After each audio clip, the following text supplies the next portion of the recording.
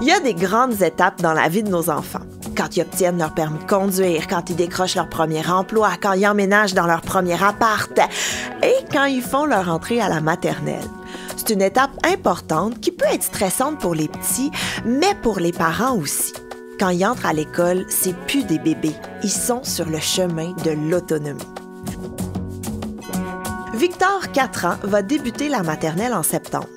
Catherine, sa mère, appréhende légèrement cette transition. Elle se questionne sur le niveau d'autonomie de son fils et comment l'aider à la développer avant le début de l'école. Comme Victor aura 5 ans en septembre, il sera parmi les plus jeunes et ça ajoute une petite couche d'inquiétude à sa mère. Pour aider Catherine à aider Victor à augmenter son autonomie, on rencontre Chloé Gaumont, psychoéducatrice qui cumule 20 ans d'expérience auprès des tout-petits. Elle souhaite rendre accessible pour les familles des moyens efficaces pour que chaque enfant puisse se développer à son plein potentiel. Dans chaque épisode, en compagnie d'une famille différente, on s'attaque à des défis que vivent la plupart des familles au quotidien.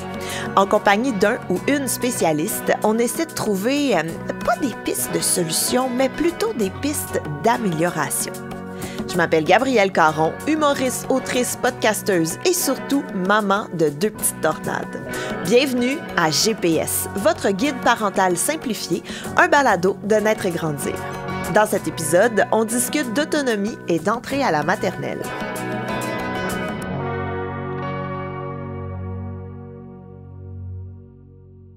Bonjour Catherine. Bonjour.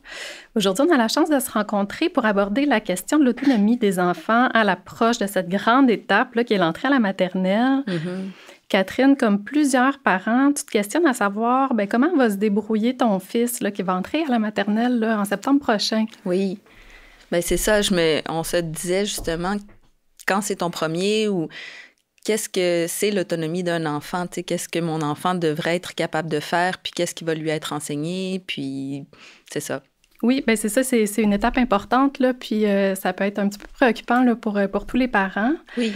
On va commencer d'abord. Est-ce que tu pourrais nous présenter en quelques mots ta famille et puis ton garçon? Notre famille, c'est une famille recomposée, donc mon conjoint, qui est aussi le papa de Victor, a une grande fille de 17 ans, Adèle. Et Victor, c'est un enfant de septembre. Il va avoir 5 ans en septembre, donc il va quand même être dans les petits, dans les jeunes de la cohorte. C'est un enfant très dynamique, avec beaucoup d'énergie, très expressif, qui aime beaucoup, beaucoup jouer, faire du vélo, qui est bon en motricité globale et puis qui veut beaucoup bien faire. OK, on va pouvoir regarder un petit peu là, des pistes là, pour voir justement comment accompagner Victor là, dans cette grande étape-là. Mais juste avant qu'on se lance dans le vif du sujet, je voulais juste...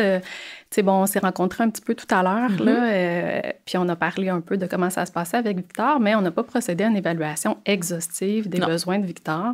Donc, les éléments qui vont être partagés aujourd'hui, c'est plus des conseils d'ordre général qui peuvent s'appliquer à tout parent là, qui désire accompagner son enfant vers l'autonomie là, à l'approche de l'entrée à la maternelle. On s'entend. C'est sûr que, tous les enfants ne sont pas à la même étape de développement. Hein. Quand ils arrivent à la maternelle, il y a une question d'âge. Hein. Il y en a qui sont plus jeunes, il y en a qui sont plus grands. Une question de personnalité, il y en a qui sont plus fonceurs, il y en a qui sont plus réservés. Ça varie en fonction des apprentissages auxquels ils ont été exposés. Donc, les enfants ont chacun leur rythme. Puis, l'important, c'est de les prendre où est-ce qu'ils sont, puis de les amener un petit peu plus loin pour les préparer là, à être un peu plus autonomes là, quand va venir le temps d'entrer à l'école. Ce qu'il faut se rappeler aussi, c'est que l'appréhension des parents, là, ça peut être contagieux pour les enfants. Je le sais. J'essaie fort de travailler là-dessus. Est-ce que tu peux nous décrire sur quel plan l'autonomie de Victor n'est pas encore acquise? D'abord, mettre les vêtements, c'est plus les manteaux, les choses comme ça. Attacher son manteau, c'est pas toujours facile. Puis c'est sûr que Victor, il n'a pas toujours envie non plus de faire sa routine. Il veut jouer tout le temps. Donc, chaque fois qu'on doit faire une transition, il faut que je trouve des trucs, ou j'ai essayé de trouver des trucs, mais il le fait pas spontanément de lui-même. Sinon, aussi, la propreté, entre guillemets, je suis contente que ce soit un garçon, là. Le pipi, ça va, mais il s'essuie pas quand il fait caca. Fait que là, ça, pour l'instant, là, il m'appelle. Donc, à l'école, je pense pas qu'il va pouvoir appeler son prof, là. Voilà. Oui, vous avez raison, en fait, parce que même si le développement, on s'entend qu'il peut être différent pour chaque enfant, comme parents, on peut se demander c'est quoi les attentes de l'école envers notre enfant sur le plan de l'autonomie. Mm-hmm. Donc, tu sais, il faut se rappeler que la maternelle, là, c'est vraiment une année de transition. Hein? Mm-hmm. Le mandat là, de l'éducation préscolaire, c'est de se préparer à apprendre. Un des objectifs, là, c'est vraiment de cultiver le plaisir d'apprendre puis de jeter les bases de la scolarisation. Donc, l'enfant pourra apprendre en cours d'année plusieurs habiletés, mais pour l'entrée à la maternelle, là, au moment d'entrée, ce qu'on veut encourager, c'est, comme vous l'avez mentionné, surtout la propreté.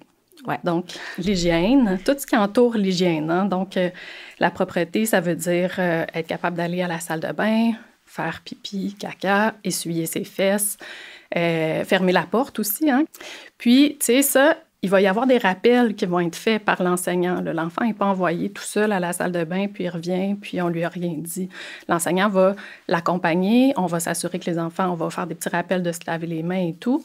Il n'est pas laissé à lui-même. Ce qu'on souhaite, c'est qu'il y ait une amorce d'apprentissage, que l'enfant, c'est pas la première fois quand il arrive à la maternelle, c'est pas la première fois qu'on lui demande de s'essuyer tout seul. Mm-hmm. On veut que le travail ait déjà été initié à la maison.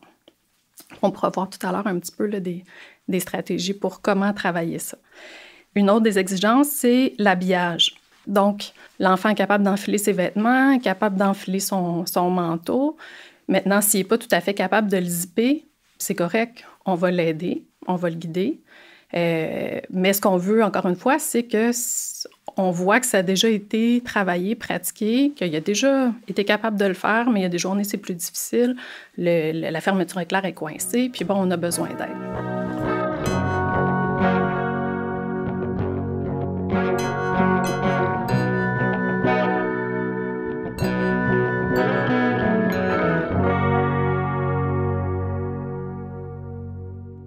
C'est quoi l'attitude de Victor envers sa propre autonomie? Est-ce qu'il résiste, par exemple, quand on lui propose de faire des choses par lui-même, ou au contraire, est-ce qu'il revendique? Il est plutôt résistant, je trouve. Quand on lui suggère des choses nouvelles, il va nous dire qu'il n'est pas capable avant même d'essayer. On lui dit « t'es capable d'essayer », c'est sûr qu'on va l'aider, mais c'est ça, il demande l'aide rapidement. Ce qui peut nous aider à accompagner l'enfant, c'est de comprendre que l'apprentissage là, de toute tâche, là, comme se brosser les dents, s'habiller, manger, faire son hygiène, tout ça, ça se fait en plusieurs étapes. La première étape, c'est on fait à la place de l'enfant. Hein? Quand Victor était bébé, on le portait. Il ne marchait pas, donc on marchait à sa place. Après ça, l'autre étape, c'est faire avec. Donc, quand il a commencé à se lever debout, bien, là, on le tenait un petit peu, puis il faisait ses premiers pas accompagnés. Après ça, l'autre étape, c'est faire. Hein? Fait qu'on l'encourageait. Vas-y, tu peux marcher, fais quelques pas. Puis, à la dernière étape, c'est laisser faire. Hein? En ce moment, je pense que pour Victor, la marche est acquise. Ah oui, donc, la course. C'est ça. Fait qu'on est à l'étape de le laisser marcher, puis on ne se préoccupe plus de sa capacité à marcher. Mais un jour, ça va être la même chose. Hein? Quand il va partir en appartement, là, bien, vous n'allez plus vous préoccuper à savoir s'il est capable de s'essuyer. Oui, on espère. Fait que ça va être une étape qui est acquise. On va être dans le laisser-faire. Sauf qu'en ce moment, c'est d'évaluer, là, en lui demandant, lui pour lui, à quel point c'est un gros défi de, par exemple, se brosser les dents ou de s'essuyer tout seul. Bien là, ça nous permet d'évaluer où est-ce qu'il se situe puis d'ajuster notre niveau d'accompagnement. Est-ce que je suis encore dans le faire à la place, à cheval un petit peu avec le faire avec, ou il y a certaines étapes que je peux faire. Hein? Par exemple, mettre la pâte à dents sur la brosse à dents, mais je peux lui faire. Tu sais, ça, c'est quelque chose que... Mais je le supervise. La plupart des enfants ne vont pas avoir une grande motivation à se brosser les dents. La même chose pour l'habillement. Ça peut être la même chose aussi pour s'essuyer après être allé à la toilette. Fait qu'il y a des choses comme ça, comme je disais, quand l'enfant se pose, il faut explorer c'est quoi le besoin derrière le comportement. Puis un coup qu'on l'a compris, bien là, on peut mieux l'accompagner.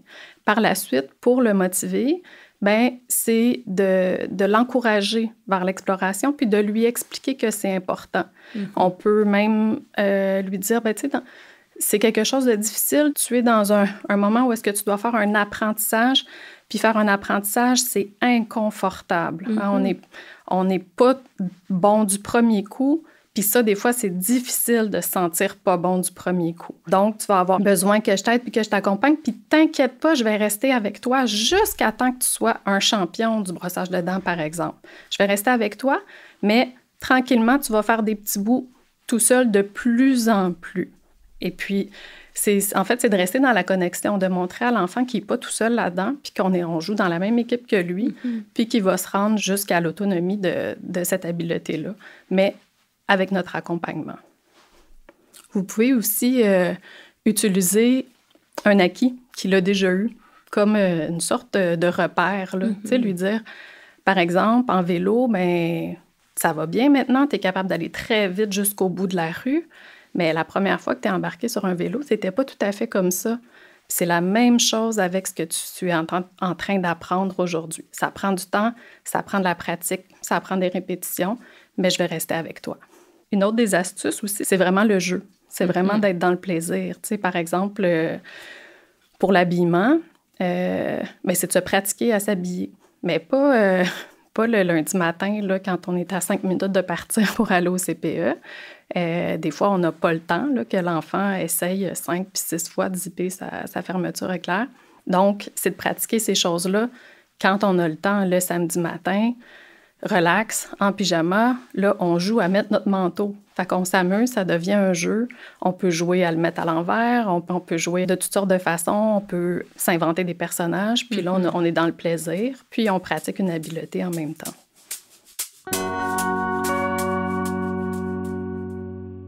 C'est important, tu sais, aussi de renforcer les bons coups. Hein? Parce que des fois, c'est ça, on ne se rend pas compte que l'enfant est capable de faire certaines choses. Puis quand on lui lance des petits défis, là, comme l'exemple là, du lait qui est capable de verser dans ses céréales, bien là, on pensait qu'on était dans le faire à la place de. Puis finalement, on est dans le faire avec, puis même faire, là, on est rendu plus loin qu'on pensait. Fait que de lui nommer ces bons coups-là, puis de lui dire « Hey, je savais pas que tu étais capable de verser ton lait tout seul dans ton bol. Regarde, tu es allé doucement, il n'y en a pas eu à côté, tu en as juste la bonne quantité dans ton bol. Ouf! Hey, ça prend beaucoup d'autonomie pour être capable de faire ça. Hein? Puis là, on voit ses petites épaules là, se redresser. Fait que c'est une bonne façon aussi là, de lui lancer des petits défis, de lui donner des tâches aussi pour susciter là, cette envie-là un petit peu de se faire confiance puis d'essayer des choses nouvelles. Hein? Parce que c'est vraiment en essayant des choses puis en constatant qu'on est capable, des fois avec un peu d'aide, de faire les choses, que là, la motivation va grandir.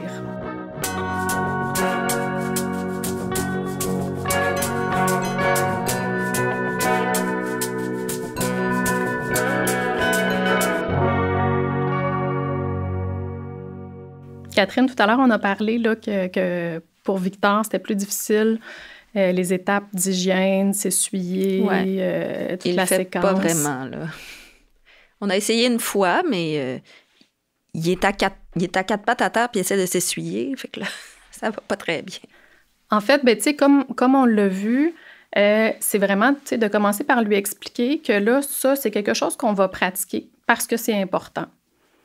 On peut lui dire qu'il y a des habiletés comme ça qu'on va se pratiquer, qu'éventuellement, il va falloir qu'il les fasse tout seul, puis que là, en attendant, ben, on se pratique ensemble, puis qu'il n'est pas tout seul, un peu comme on disait tout à l'heure.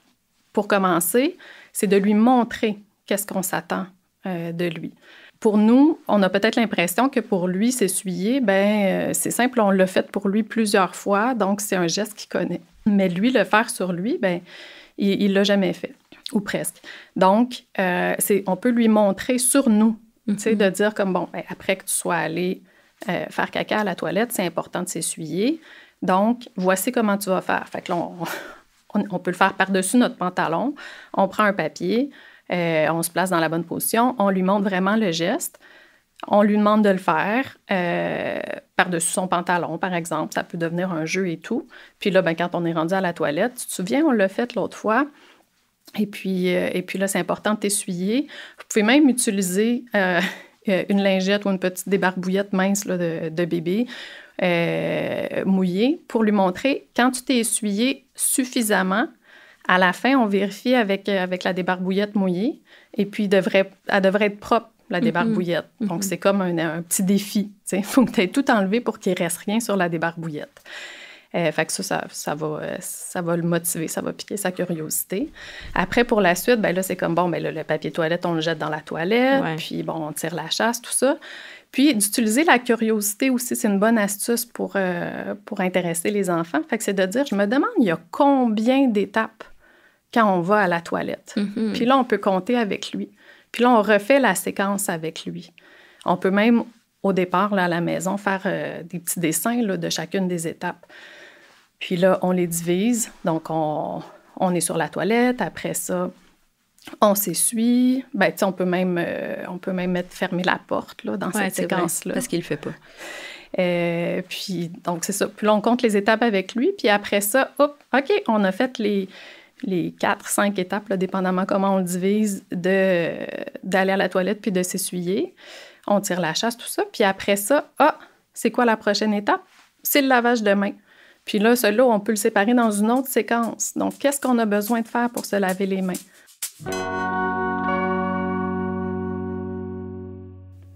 On a parlé ensemble de plusieurs éléments. Est-ce qu'il y en a que tu penses qui vont pouvoir vous aider là, à accompagner Victor vers l'autonomie? Oui, c'est sûr. Je pense d'abord, de dire l'équipe, là, on est ensemble, on est dans la même équipe. C'est pas grave si on n'y arrive pas maintenant. On explore ou on joue. Puis, pas nécessairement de dire c'est important que tu l'ailles parce qu'à l'école, moi, je pourrais dire des choses comme ça. À l'école, il va falloir que tu t'essuies tout seul ou que tu vas être tout seul pour mettre ton manteau. Pas de dire, écoute, t'es capable de faire beaucoup de choses. Le vélo, ça marche super bien. T'es capable de tout arriver à faire ces choses-là. Puis on va y aller ensemble, une étape à la fois. Puis on va voir comment ça évolue. Puis d'avoir confiance que ça va arriver en temps et lieu. Donc, pas lui mettre trop de stress, puis de souligner là, ce qu'il est déjà capable de faire, puis les bons coups, puis quand il réussit de dire, tu vois, t'es capable, ça va bien, des choses comme ça. Puis effectivement, là, pour Victor, les pictogrammes, je pense que ce qui est visuel, ça va l'aider.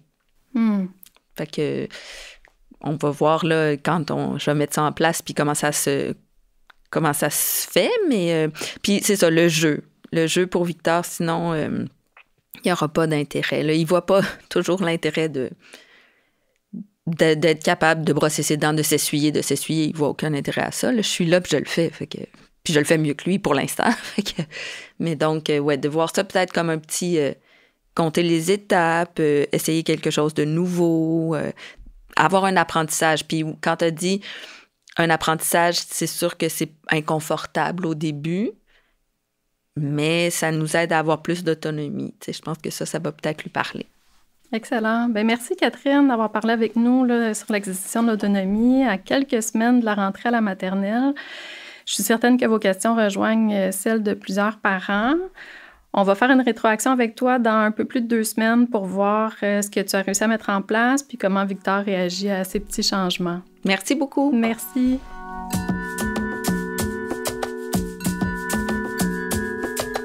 Comme beaucoup d'enfants, mais en tout cas comme les miens, Victor a ce que j'aime appeler de l'autonomie sélective. Quand ça l'intéresse, il veut le faire tout seul. Quand il n'y a pas d'intérêt, « Oh maman, est-ce que tu peux le faire pour moi? » Après une rencontre riche et rassurante entre Catherine et Chloé, Catherine nous donne des nouvelles de Victor et de son autonomie. Chloé, super contente de te retrouver en studio.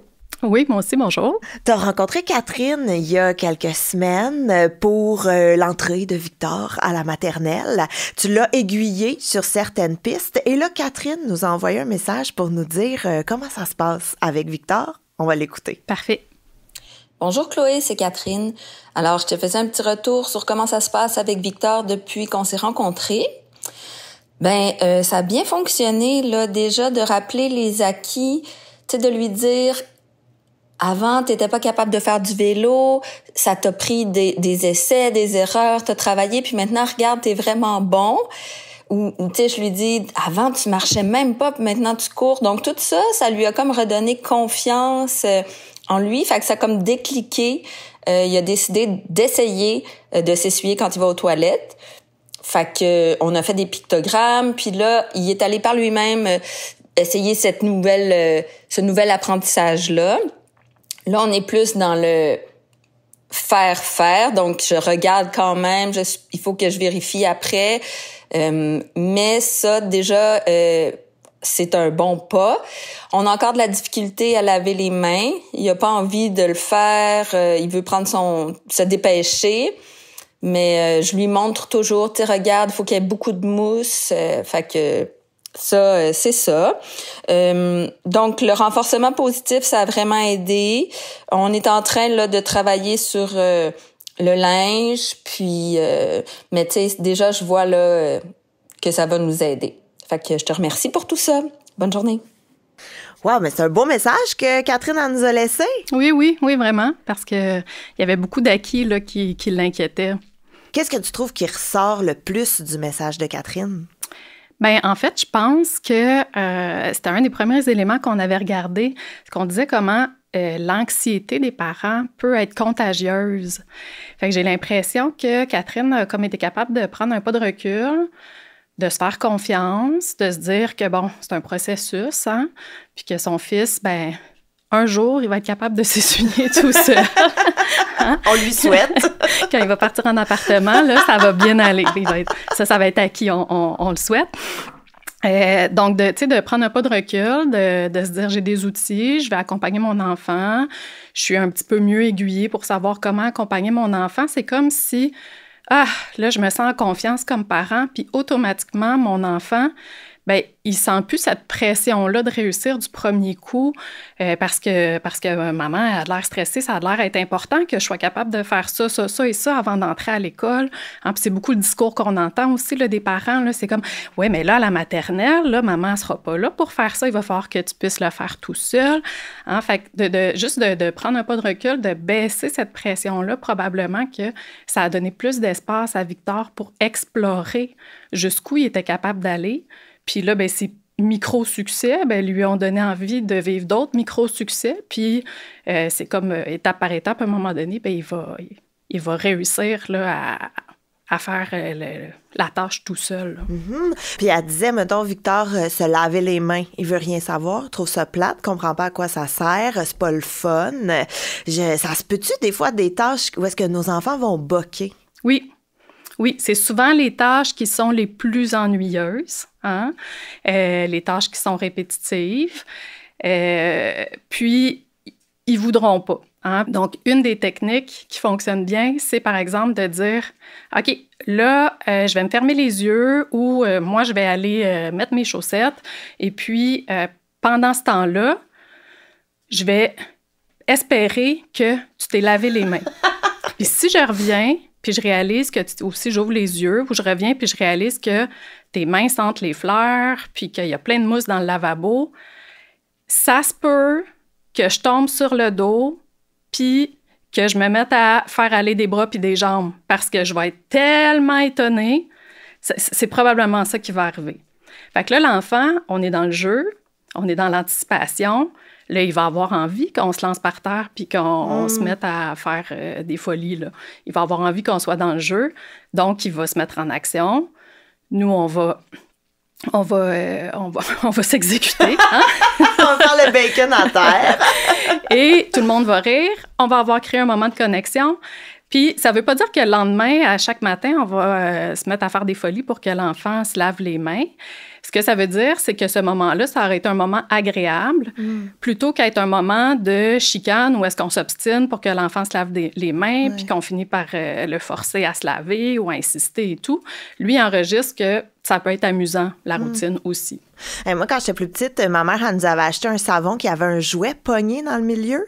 Fait que là, ma soeur puis moi, on se lavait les mains parce qu'on voulait que le savon, il fonde pour avoir accès au petit jouet qu'il y avait dans le milieu. J'ai aucune idée où elle avait acheté ça, aucune idée si elle l'avait fait elle-même, mais ça a vraiment marché. Puis en bout de ligne, on n'est jamais passé au travers du savon. Fait que j'ai jamais pu jouer avec cette petite figurine. Mais le lavage des mains était bien fait. Il était là. Puis là, on parle évidemment de Victor, que sa maman voulait qu'il gagne l'autonomie parce qu'il rentre à la maternelle bientôt. Mais est-ce qu'il y a des apprentissages qui doivent être acquis pour l'entrée à la maternelle? Oui, bien en fait, tout ce qui est hygiène personnelle, là, c'est-à-dire l'enfant devrait être en mesure, là, à moins qu'il y ait des retards, là, des difficultés, mais un enfant qui a un développement normal, à l'entrée à la maternelle, on s'attend à ce qu'il soit capable d'aller à la toilette tout seul, fermer la porte.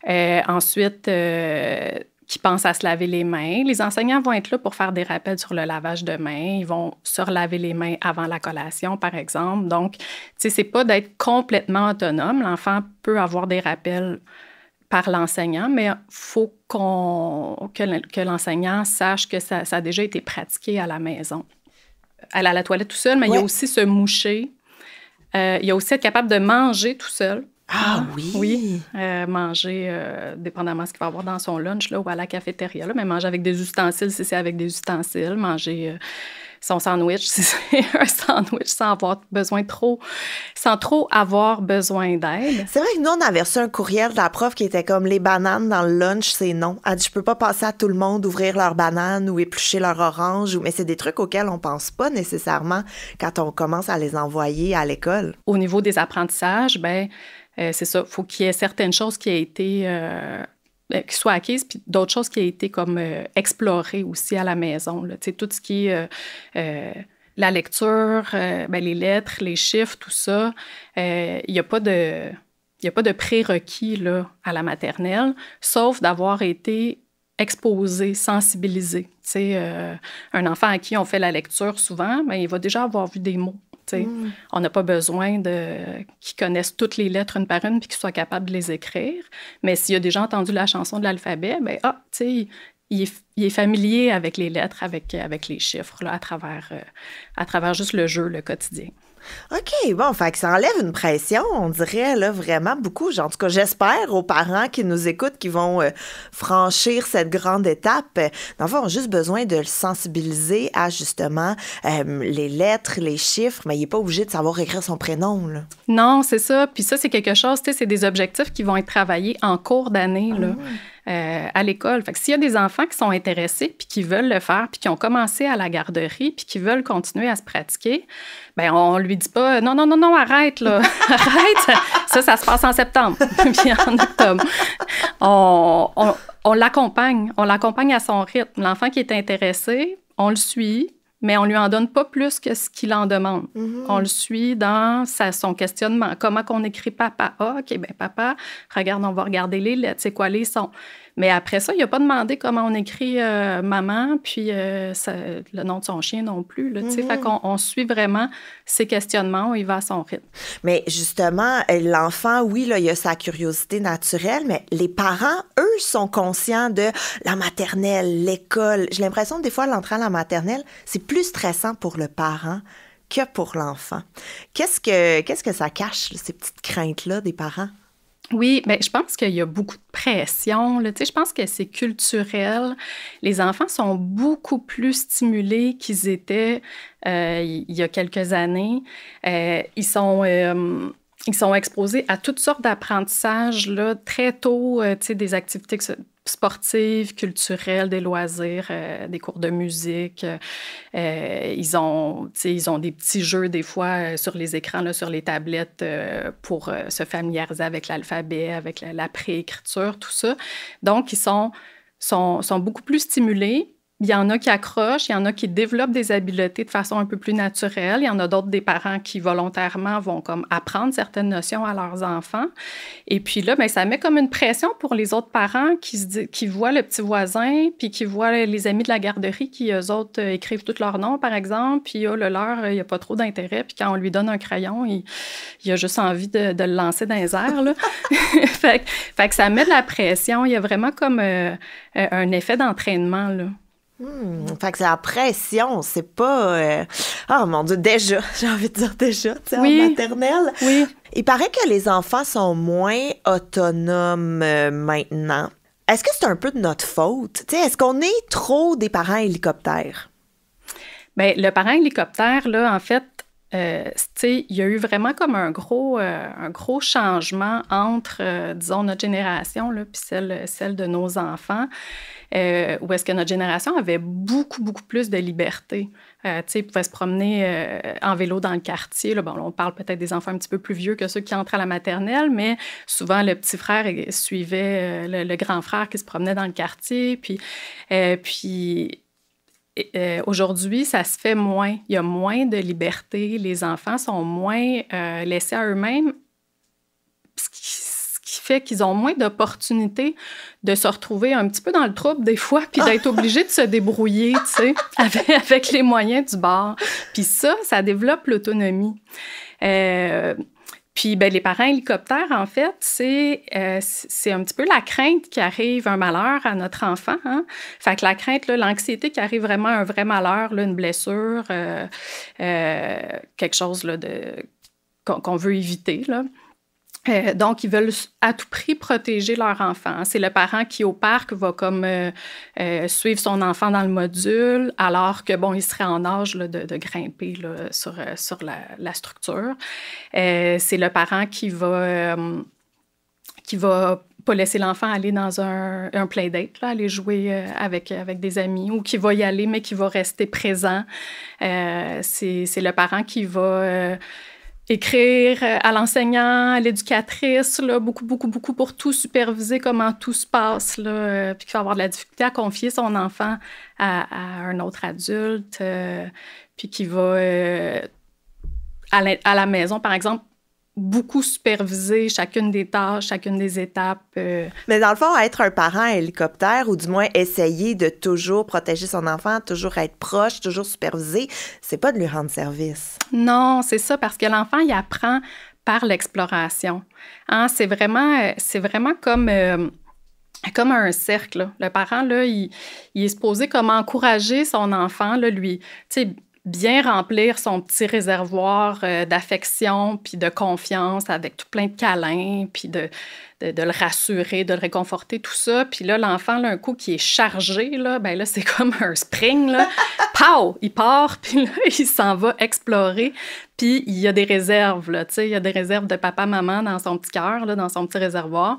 Puis là, il va explorer, il va comme grimper dans le module, grimper dans un arbre, il va jouer dans le sable, il va aller voir le petit voisin, puis il va avoir un conflit avec le petit voisin, puis il va gérer son petit conflit. C'est de le laisser explorer, puis de le laisser revenir vers nous quand il a besoin de nous. Puis bien sûr, ben, de superviser quand l'enfant... d'intervenir quand l'enfant prend trop des grands risques. Là.